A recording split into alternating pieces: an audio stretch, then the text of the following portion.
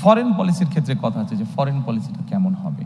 আমি এক বাক্যে আপনাদেরকে বলছি, দেখুন বাংলাদেশে 20 কোটি মানুষ, আমরা এর আগেই বলেছি বহু 4 কোটি বেকার আছে, স্বাস্থ্যর বিষয় আছে, কর্মসংস্থানের বিষয় আছে।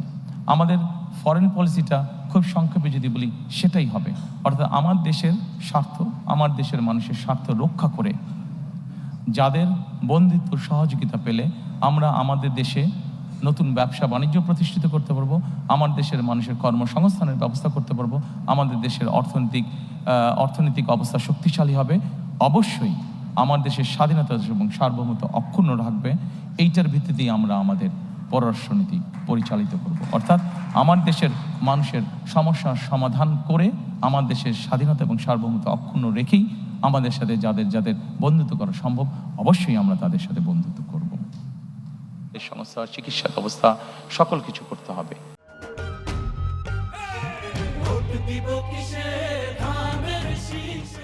আমাদের প্রায় 1.2 মিলিয়নের মতন আমাদের রোহিঙ্গা আছে।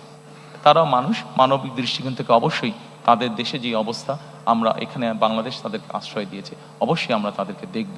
কিন্তু অ্যাট দ্য সেম টাইম আমরা চাবো যে তাদের এলাকায়, তাদের ঘরে তাদের জন্য সেফ একটা সিচুয়েশন তৈরি হোক এবং ধীরে ধীরে তারা তাদের এলাকায় ফিরে যাক। অর্থাৎ আমরা রোহিঙ্গা প্রত্যাবর্তন, সেফ প্রত্যাবর্তন আমরা নিশ্চিত করতে চাই। সম্মানিত উপস্থিতি, আমাদের পদ্মা, তিস্তা সহ বিভিন্ন নদীর পানির বন্টনের আমাদের কিছু অসুবিধা আছে। আমরা চাই যাদের সাথে আমাদের এই অসুবিধা আছে তাদের সাথে বসে আলোচনা করে আমরা এই সমস্যার সমাধান করতে চাই, যাতে আমার দেশের মানুষ তার পানির ন্যায্য হিসাব পেতে পারে।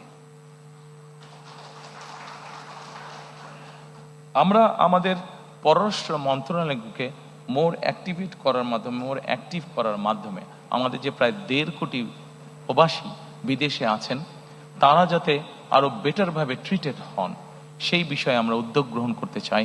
আমাদের যে বিভিন্ন দূতাবাসগুলো আছে সেগুলোকে মোর মডার্নাইজ এবং মোর অ্যাক্টিভ করার মাধ্যমে।